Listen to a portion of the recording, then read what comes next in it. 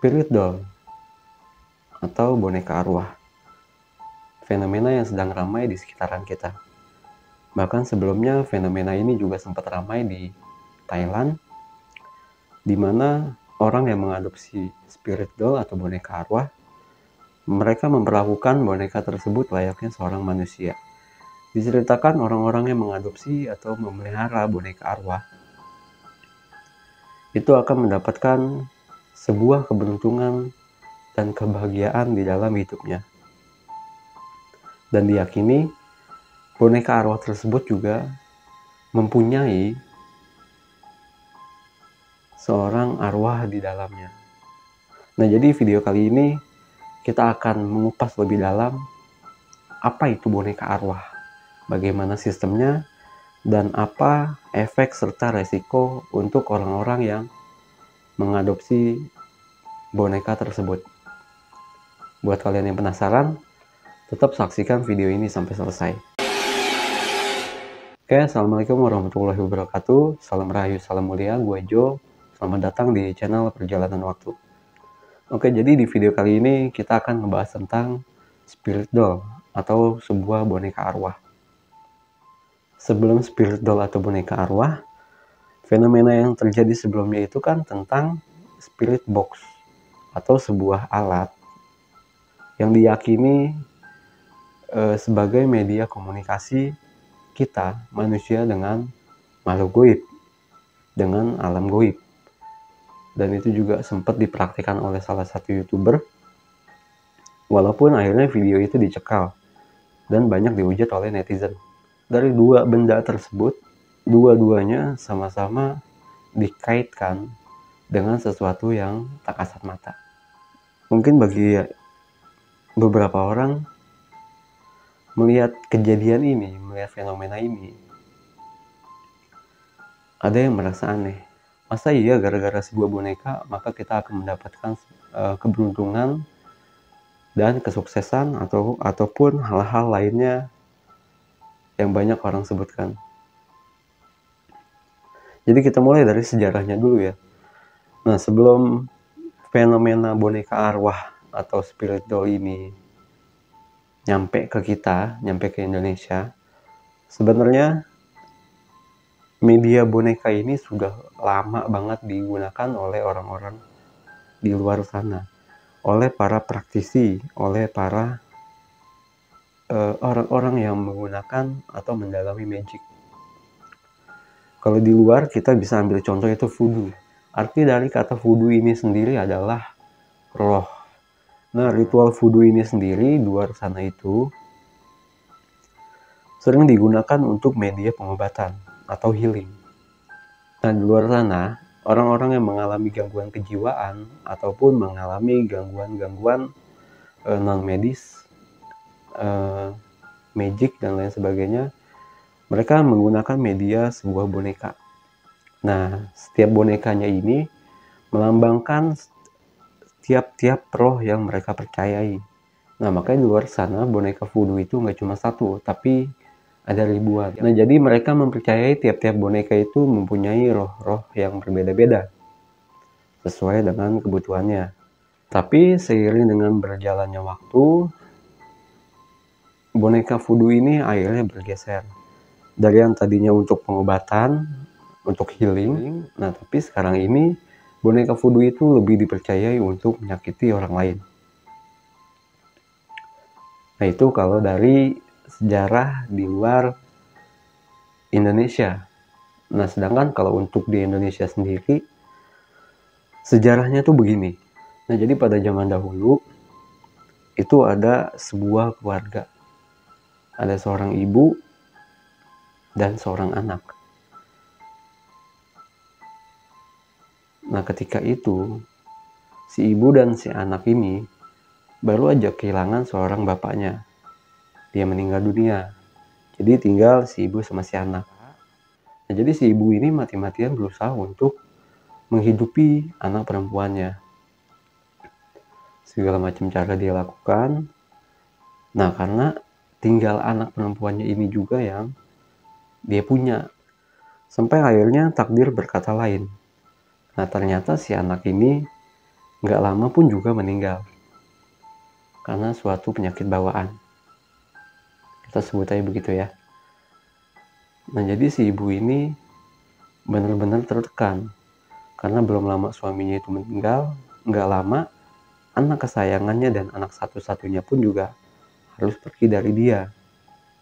Nah, di situ si ibu ini mulai mengutuk dirinya sendiri, mengutuk hidupnya, mengutuk nasibnya, bahkan mengutuk Tuhannya, Tuhan yang udah menciptakan dia. Jadi di dalam kutukannya itu sendiri, dia komplain, kenapa hidupnya seperti ini? Kenapa dia harus merasakan kehilangan seperti ini? Nah, jadi karena kejadian itu, akhirnya si ibu ini pun menutup diri dari lingkungan. Sambil selalu dia ingat-ingat kejadian-kejadian mengenaskan tentang suami dan anaknya. Sampai suatu ketika, si ibu ini tertidur. Nah, tetapi di dalam tidurnya ini, dia sambil memeluk sebuah boneka. Yaitu adalah boneka yang dulu pernah dia jadikan hadiah untuk anaknya. Akhirnya dia tertidur. Nah, di dalam tidurnya ini dia bermimpi. Dia bermimpi melihat anak perempuannya sedang memainkan boneka yang dipeluknya itu. Nah, jadi dengan wajah yang bahagia seperti anak pada umumnya, lalu dia menengok ke arah ibunya dan tersenyum. Nah, tiba-tiba aja si ibu ini kebangun. Lalu dia menyadari kalau boneka yang tadi dia peluk udah gak ada. Nah, ternyata boneka itu ada di ujung pintu. Nah, sambil nangis, sambil dia nginget anaknya, gak lama dia ngambil boneka tersebut. Nah, semenjak hari itu, dia mulai terobsesi dengan boneka tersebut. Nah, boneka yang tadinya lusuh, yang tadinya kotor, akhirnya dia bersihkan, dia cuci, dia jaga, dia rawat, dia bawa kemana-mana. Dia nganggep kalau boneka itu adalah anaknya. Nah, keanehan-keanehan baru mulai terjadi. Di mana dia mulai berbicara dengan boneka tersebut. Tapi yang kita tahu, mau sekeras apapun kita ngomong sama boneka tersebut nggak bakal merespon apapun yang kita ucapkan. Tapi beda dengan ibu ini. Nah, jadi setiap ibu ini berbicara dengan boneka, dia mendapatkan respon. Tapi responnya ini dia dapatkan melalui mimpi. Jadi di dalam setiap mimpi si ibu-ibu ini, si anak selalu meminta sesuatu.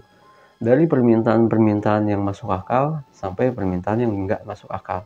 Nah, jadi permintaan-permintaan tersebut yang menurut gua nggak masuk akal, salah satunya adalah di mimpi si anak tersebut meminta sebuah makanan. Tapi bukan makanan untuk manusia, melainkan makanan untuk binatang. Nah, apabila permintaan-permintaan tersebut dikabulkan oleh si ibu, maka di mimpi-mimpi selanjutnya si anak ini akan tersenyum bahagia. Nah, tetapi apabila permintaan tersebut tidak dikabulkan, maka di mimpi-mimpinya selanjutnya si ibu ini akan diteror dengan sebuah ketakutan. Si ibu ini nggak kuat menghadapi tekanan seperti itu. Hingga akhirnya si ibu ini menjadi stres. Dia nggak bisa lagi membedakan mana real dan mana nggak real. Mana manusia dan mana sebuah boneka. Oke, jadi dari cerita singkat itu, kita harusnya bisa lebih sadar lagi. Kita harus bisa lebih menggunakan akal dan pikiran. Kalau banyak cara, banyak jalan yang bisa dimanfaatkan oleh makhluk goib untuk mengganggu dan menyesatkan kita, umat manusia. Nah, jadi itu adalah sejarah sebuah spirit doll atau boneka arwah. Yang kita tahu kalau sejarah itu dari dulu sampai sekarang, pasti ada segelintir orang atau beberapa oknum yang mencoba merubah sejarah tersebut untuk kepentingannya. Nah, dari kejadian itu mulai berkembang, mulai beredar dan mulai diyakini kalau ada sebuah ilmu yang bisa mendatangkan kembali seorang anak yang sudah meninggal. Arwahnya didatangkan kembali, diberikan sebuah media, yaitu sebuah boneka, agar si arwah ini tetap bisa berkomunikasi dengan kedua orang tuanya. Nah, jadi mungkin sampai sini kalian ada yang bertanya, Bang, emang spiritual itu bisa memberikan kekayaan, bisa memberikan keberuntungan, bisa memberikan kesuksesan? Berarti orang-orang yang mengadopsi spiritual sama aja kayak mereka miara tuyul, atau bahkan yang lebih parah, sama aja kayak mereka ikut pesugihan. Jadi di sini gue jawab nggak seperti itu, karena yang kita tahu, kalau kita udah berbicara tentang pesugihan, berarti ada tumbal, berarti ada yang harus disiapkan. Begitupun juga dengan tuyul, ada sesuatu yang akan diberikan. Nah, tapi kalau kasus spiritual ini beda. Jadi ini nggak bisa dibilang sebuah pesugihan ataupun sebuah peliharaan tuyul. Nggak kayak begitu. Jadi lebih tepatnya, orang-orang yang mengadopsi boneka arwah, itu dia mempunyai satu perjanjian. Nah, isi perjanjiannya ini tergantung dari tiap-tiap orang yang menjual spiritualnya kepada si pembeli. Nah, jadi sebelumnya gue juga udah sempat ngobrol sama orang-orang yang emang lebih paham tentang spiritual. Jadi prosesnya gini, ketika gue mau memelihara sebuah spirit doll, itu biasanya yang harus disiapkan pertama kali adalah sebuah nama. Ya, boneka itu harus lo kasih nama. Nah, ketika namanya udah lo siapkan, nanti si penjual ini bakal memberitahukan apa yang harus lo lakukan. Ya, tentang kesukaannya dia, tentang kesukaan si boneka ini ya. Apa yang harus lo baca ketika lo mau memberi dia makan.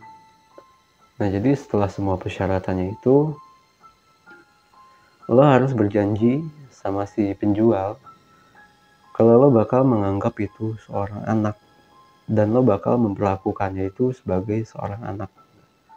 Nah, jadi di sini yang bahaya, karena kita nggak pernah tahu apa isi perjanjian antara lo, si penjual, dan si boneka arwah. Isinya ya, maksud gue. Jadi boneka itu bakal memberikan sebuah reaksi, sebuah sensasi, sebuah hawa, sebuah rasa ketika lo bisa membaca apa yang udah diberikan itu. Jadi kayak contohnya nih, tiap pagi lo harus ngegantiin bajunya dia. Ketika lo masuk ke kamarnya, lo deket sama dia nih, lo baca itu. Baru lo boleh menggantikan bajunya dia. Begitupun juga saat makan. Ada sesuatu yang harus dibaca. Oke, jadi sampai sini gue harap kalian yang nonton video ini ngerti. Nah, selanjutnya, berefek gak sih Bang kira-kira buat orang-orang yang mempercayai atau yang mengadopsi boneka arwah ini? Berefek. Ya, jadi gue jawab berefek. Apapun itu bonekanya, kalau lo udah melakukan jual beli, kalau lo udah melakukan mahar, kalau lo udah melakukan pengijazaan, walaupun medianya sebuah boneka ya, itu pasti ada efeknya. Tapi efeknya ini balik lagi ke dalam isi perjanjian. Enggak semua efeknya itu harus meninggal dunia, enggak. Nah, tapi efek yang pasti, ini menurut gue ya, efek yang pasti menurut gue, itu orang-orang miara boneka arwah, itu bakalan hilang akalnya. Ntar nih, pelan-pelan, lama-lama, dia nggak bakalan bisa membedakan mana manusia, mana boneka. Itu efeknya. Nah, kalau efek-efek samping yang lain, itu tergantung dari perjanjiannya. Bisa aja, ini contoh ya, bisa aja di dalam perjanjian itu lo harus memberi dia makan jam sekian, dan makanan kesukaannya adalah ini. Tapi ketika jamnya lo meleset, lo nggak bisa memberikan makanan yang harus diberikan dan makanan kesukaannya dia. Nah itu ada efeknya, itu ada resikonya. Itu efek samping ya. Sekarang nggak ada bedanya sama sebuah lukisan. Lukisan itu kan juga sebuah media ya. Lukisan, boneka, itu dua-duanya itu media. Banyak di luar sana, mereka memperlakukan lukisan ini juga berlebihan. Mereka menyiapkan sebuah ruangan, mereka memberikan lukisan tersebut makanan, mereka membersihkan ruangan lukisan tersebut. Jadi seakan-akan di dalam lukisan itu ada sesuatu. Nah tentang lukisan juga sempat gue bahas sama Lentera. Nah di studio Lentera itu kan ada sebuah lukisan falak. Jadi waktu itu gue sempat ngomong sama Bang Jamal, kalau lukisan falak itu kadang ada isinya, kadang suka ada yang masuk ke dalamnya. Nah sama aja kayak lukisan yang satu ini nih. Nah khusus lukisan ini itu ada di basecamp gue. Dan ceritanya gue bisa dapat itu dari seorang aki-aki, kakek-kakek ya. Dia udah turun-temurun megang lukisan ini. Sampai-sampai istrinya itu marah. Karena lukisan ini diberikan sebuah kamar dan diperlakukan layaknya seorang manusia. Jadi di kamar itu ntar dikasih makan, dikasih ini, dikasih itu. Itu jauh sebelum akhirnya lukisan itu masuk ke basecamp perjalanan waktu. Nah, jadi kan kurang lebih sama. Mau itu boneka, mau itu lukisan, sama-sama media. Sama-sama diperlakukan layaknya manusia. Yang membedakan adalah kalau boneka itu lo terlihat lebih manusiawi, lo terlihat lebih nggak aneh daripada lo kemana-mana tuh harus bawa lukisan. Padahal yang lo lakuin buat lukisan ataupun boneka itu intinya mah sama aja. Nah terus ada pertanyaan lagi pasti, nah terus isinya apa sih bang boneka arwah ini? Nah sekarang gue jawabnya begini ya, ini versi gue. Walaupun namanya boneka arwah, boneka roh, atau spiritual, itu nggak ada kaitannya dengan arwah atau enggak roh. Nah jadi kalau boneka mempunyai arwah, arwah ini kan nggak bentuk jiwa, jadi satu kan. Nah jiwa ini yang menggerakkan raga.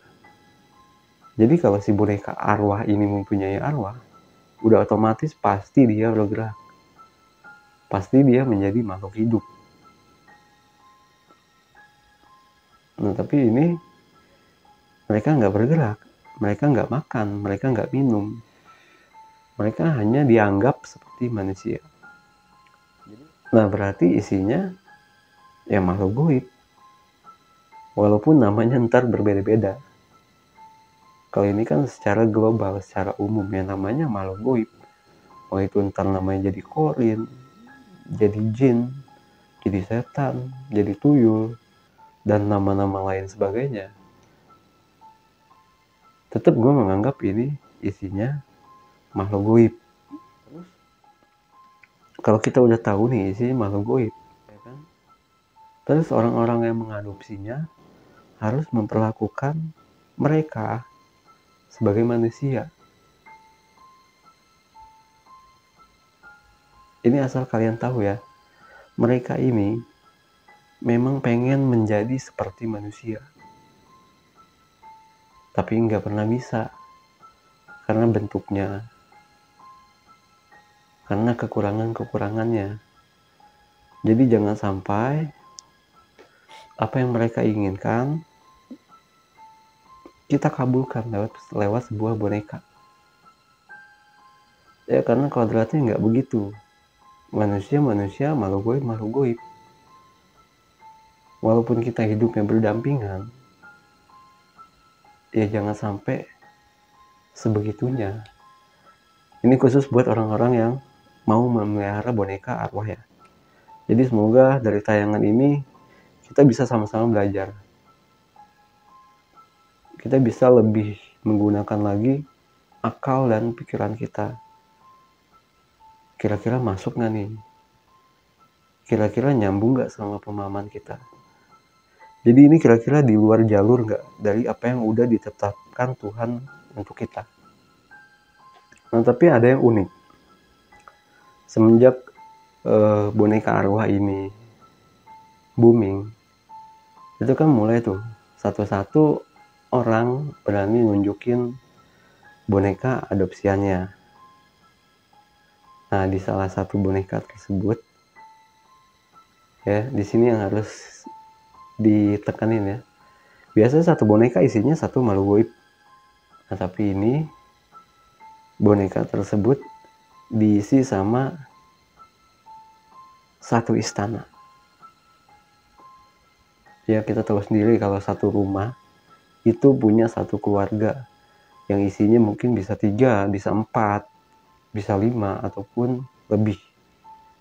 Nah, jadi bisa lo bayangin kalau satu boneka isinya satu istana.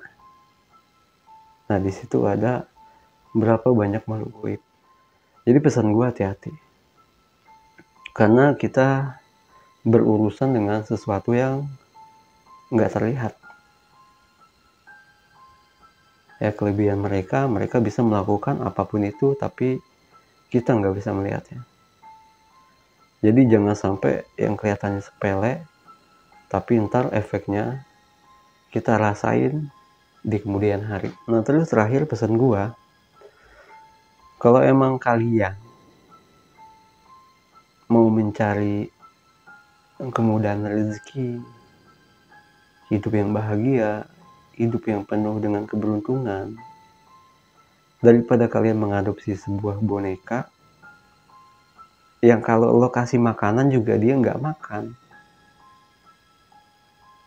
Kenapa nggak sekalian lo tuh ngerawat anak yatim? Itu menurut gue lebih terpuji dan lebih membawa berkah. Karena yang lo urus, yang lo kasihin, yang lo sayangin, itu manusia. Dan apapun yang dia makan, ntar tuh bakal balik lagi buat lo. Nah, jadi sebelum melakukan sesuatu, coba kita pikirin lagi pakai akal kita. Sayang dong, kita udah dikasih akal sama pikiran, tapi buat memutuskan sesuatu aja kita nggak bisa. Kita malah ikut-ikutan orang. Ya, mungkin segitu aja video kali ini. Semoga bermanfaat. Jadi semoga kita bisa lebih menggunakan akal dan pikiran kita buat menghadapi situasi-situasi yang ada di sekitar kita. Nah, seperti biasa pesan gue, jangan pernah ngelihat siapa yang berbicara, tapi lihat apa yang dibicarakannya. Ambil baiknya, buang buruknya. Gue Jo dari channel Perjalanan Waktu. Terima kasih udah nonton video ini. Assalamualaikum warahmatullahi wabarakatuh.